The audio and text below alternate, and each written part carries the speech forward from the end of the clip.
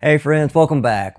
We've officially crossed over 1,000 print hours on the Snapmaker U1, and I figured it was finally time to talk about what this machine is really like to live with. We want to share both the good and the bad, share our epic fail, and throw some hints and tips your way to help you enjoy your experience with your Snapmaker U1. Our experience with two Snapmaker U1 printers has been consistent so far. Before we get started, we did buy both of these printers with our own money. The first one came to be from the initial Kickstarter, and the second one, well, it was because we were having such a great time with the first one, and we quickly benefited from everything that the first one had to offer. One honorable mention that we are so proud of is we made our initial review for the community not expecting so much, and Snapmaker accidentally saw it. They asked if they could use our content for advertising, and later we saw it. We were so stoked to see that our video gained so much traction. They offered an affiliate link that is in the description below if you're interested. We feel like we've earned that one. Keep in mind, any printer can look amazing during the first 20 hours. The real story begins after a few hundred hours. Our first Snapmaker U1 has over 765 hours and 8,193 print swaps on nozzle 1, 8482 on 2, 8247 on 3, and 7951 on 4, making this a total of a staggering 32,873 swaps. That is a lot. There doesn't seem to be any slowing down this beast, so we're just going to see what else this thing can do.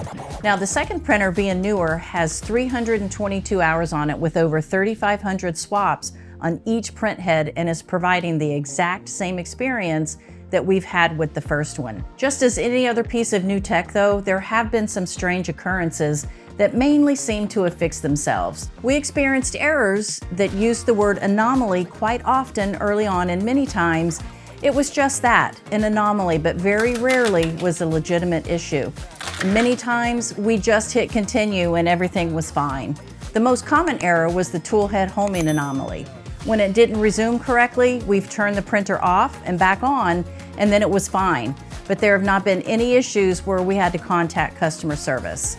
Now, their Wiki Troubleshooting is informative and helpful, and we've referred many users to this resource with great success. I sometimes think many users tend to forget that it exists. They don't trust it, or they just don't read the manual. Whichever the reason, there's tons of helpful information. Firmware updates that address known issues are frequent enough to comfort U1 users, and they've consistently been adding features that many of us want. One feature we really couldn't wait for was the object exclusion. This feature is still in beta, but has to be turned on in the slicer settings. If you start your print, there's no going back, so make sure you turn that on when printing multiple objects on one plate. This way, if one part of your print is loose, knocked off, or not exactly printing right, all is not lost. You can just circle the troubled section of the print bed and check it. Another thing to note that Jill had to learn the hard way is, if you group all the objects from a copy-paste or resize, don't forget to separate the objects, or using object exclusion will think that it's one big model and it won't work at all. Routine maintenance is as easy as keeping the rails oiled and print heads slightly greased. Also, cleaning your print plates will be necessary. Keeping garbage parts and extra filament from under the print bed might be a good idea. I've seen some of your videos where your printer looks like an episode of Hoarders. It's not a storage box. Now moving on to the slicer, Snapmaker Orca, aka Snorka. It's based off of the popular Orca slicer, but still needs some work.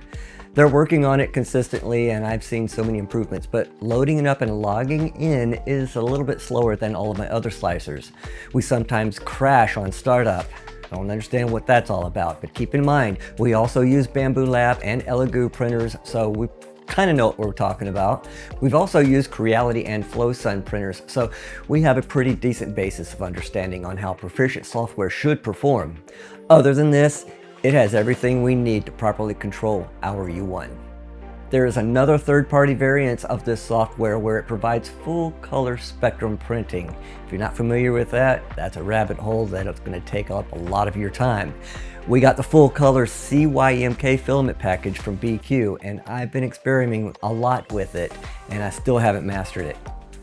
I tried to make this Wonder Woman figure putting out a fire with multiple colors, and it still has some work to do. This was my first full color spectrum print, and as you can tell, it's back to the drawing boards. Many creators have had great success, and some are like me, still dialing it in, but having that cyan, magenta, yellow, and key color, just like any inkjet printer, is fun and easy to test. It's just getting the final results that you want. I'll make a dedicated video soon when I get closer to my desired results, but the Snapmaker U1 is perfect for doing so because you don't have to worry about all that waste. In full color spectrum printing, it's necessary to print at 0.8 nozzle settings, so you can imagine the amount of waste that this baby would create without multiple heads. It would be just astronomical on any other multicolor single head printer. Obviously, multi-head printing is on the rise. Since we have a 3D printing business where we attend market fairs and online sales, link to our website in the description, we save so much money on our multicolor prints. If you're new to 3D printing, here's just a taste of the amount of waste, aka poop, purge, and more importantly, money being thrown away. I mean, this bag probably has about 60 bucks in waste, and we've disposed probably a total of 10 times this much over our printing experience. Many people complain of the waste, and it's pretty much an opinion for most 3D printing communities that it's getting old. However, the landscape is changing with the introduction of more budget-friendly printers such as the U1. It had one of the most successful kickstarts in history, and they're still winning. The much more expensive Prusa multi-head printers are starting to come down in price, but also other companies are jumping on the multi-head, multi-material bandwagon. That's why we always say competition is a good thing, because it sparks other companies' ingenuity and desire to stay relevant. Okay, who enjoys throwing money in the trash? Also, there are new multi-print head printers, 6 to be exact, on the horizon from Sovol. With all of that being said, we are expecting the FlashForge Creator 5 Pro, which the base model is even more affordable than the Snapmaker U1. And it is looking very promising so far, but we went with the Pro version for an extra $150 so we could print all of those industry standard filaments. Make sure to subscribe if you haven't already to see our comparison with the U1 and our overall experience with it. It is going to be a very exciting month for us. It has a feature, or might I say a process, that I know just might blow the Snapmaker away, so stay tuned. The printers we currently use are our trusty X1 Carbon, the H2D, P2S, and A1, 2 Elegoo Centauri Carbons, and these U1s. So, which is our favorite printer? Hold it just a second. Large formats and dual color prints are great on the H2D. The Elegoos are great for more abrasive materials like ABS in our closed and ventilated filament room. We do have the multicolor canvas system on the way, so stay tuned for that as well. Having multi-material prints will be nice. The X1 and P2S are just solid for anything we throw at them, but avoid complex multicolor prints to save some waste. Making functional household items are perfect for these printers, and we use them all the time. When we prepare for market fairs, we instantly go to our Snapmakers for complex multicolor prints with no purge waste, so I guess the Snapmaker wins our vote as our favorite in our household at least. Don't think this is a perfect printer though. There's no such thing, but we're sure getting close. You're going to experience failed prints on any printer. I've had epic fails in every brand of printer, which also includes hardware failures. I've honestly had more collective fails on my Bambu Lab printers, which we love. Luckily, they're all fairly easy to fix. We're currently waiting on our U1 enclosure and have already received some hardened steel nozzles, which we will be sharing with you soon. So if you're interested in the Snapmaker U1, we'll leave our affiliate link down below, and we would greatly appreciate it if you use that to help us grow the channel. It's an exciting time to get into this incredibly popular creative space.